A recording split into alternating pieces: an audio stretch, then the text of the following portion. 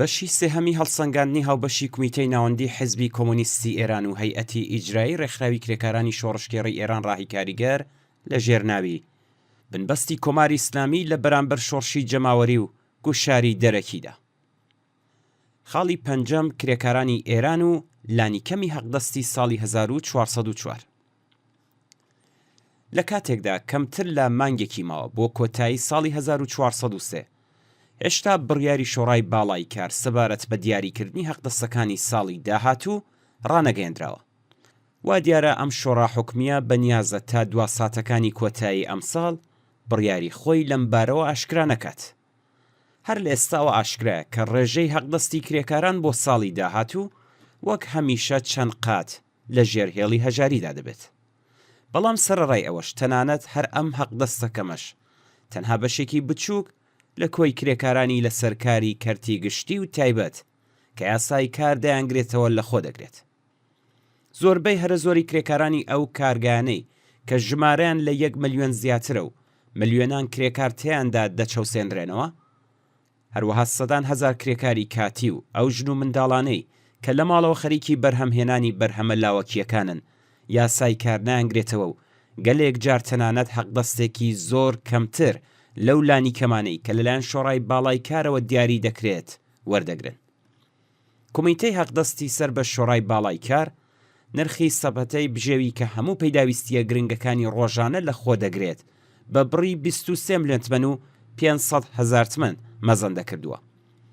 ئەم ڕقەمە لەسەر بنەمای تێگڕای نرخی پەیداویستیە سەرەکیەکانی بنەماڵەیەکی کرێکاری 4 کەسی دیاری دەکرێت.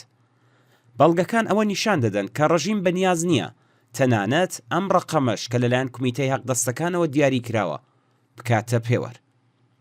هیچ ڕۆژێک نییە کە بە سەدان بنەماڵەی کرێکاری بەهۆی شەپۆلی بێکارکردنەکانەوە تەنانەت ئەم لانی کەمانەش لەدەست نەدەن.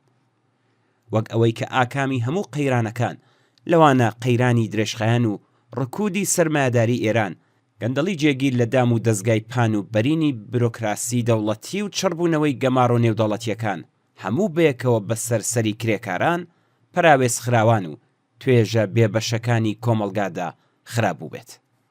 هەموو بەڵگەکان ئەوە نیشان دەدەن کە ئەم ساڵیش لە باشترین حاڵەتدا 30% بەلانی کەمی حەقدەستی ساڵی ڕابردوو زیاد دەکرێت لە کاتێکدا هەر ئەم نێونەرە دەوڵەتیە بەڕەواڵەت کرێکاریانە بەراوردیان کردووە کە بنەماڵەیەکی کرێکاری 4 کەسی لە مانگدا لانیکەم پێویستیان بە 36 ملیۆن تمەن هەیە بۆ ئەوەی بتوانن تێچووی ژیانێکی مەمرە و مەژی دابین بکەن.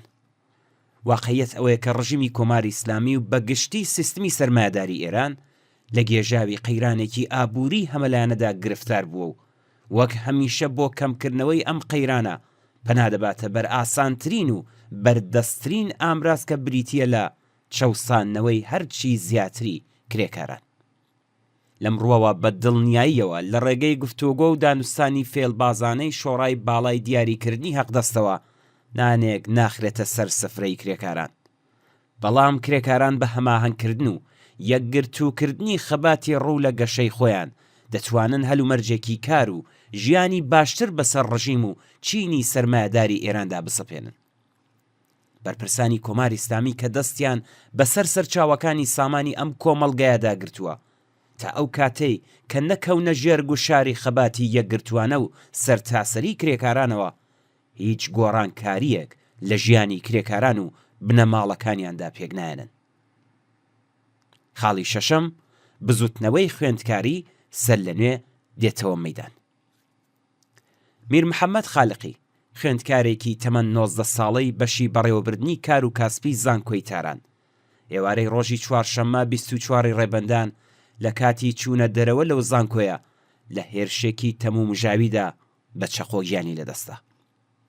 مەرگی ئەو خوێندکارە بێتاوانە بووە هۆی تەقینەوەی ڕق و تووڕەیی پن خواردووی خوێندکارانی بەشە ناوخۆیەکانی زانکۆی تاران و تەنانەت زانکۆکانی تریشی گرتەوە. گروپە جیاوازە خوێندکاریەکان چەندین کۆڕ و کۆبوونەوەی ناڕزاتیان بەڕێوەبرد.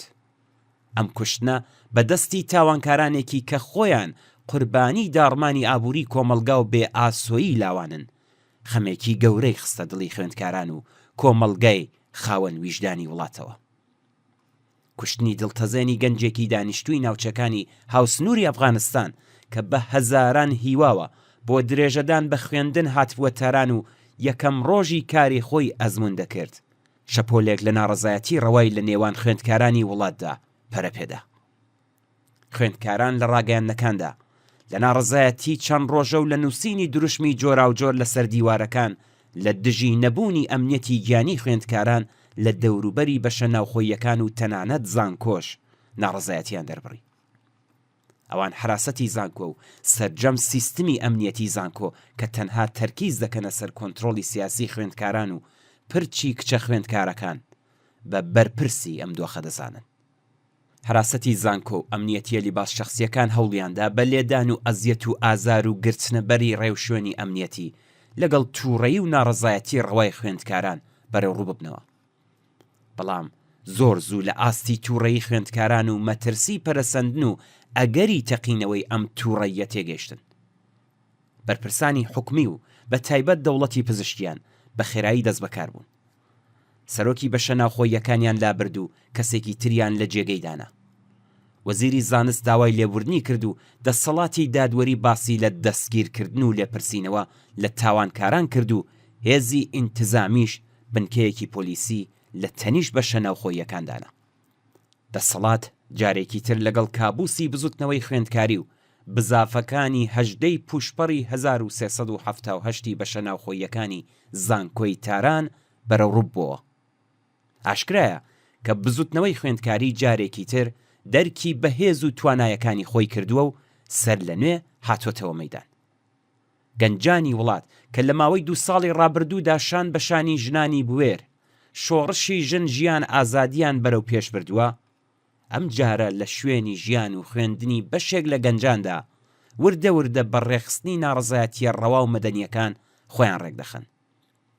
بزوتنەوەی خوێندکاری سەر لە نوێ دێتەوە مەیدان بۆ ئەوەی لە پەنای بزوتنەوە ئازادی خواز و یەکسانی خوازەکانی تردا بەو پەڕی لێبڕاوی و شێلگیریەوە ڕۆڵی خۆی بکێڕێت.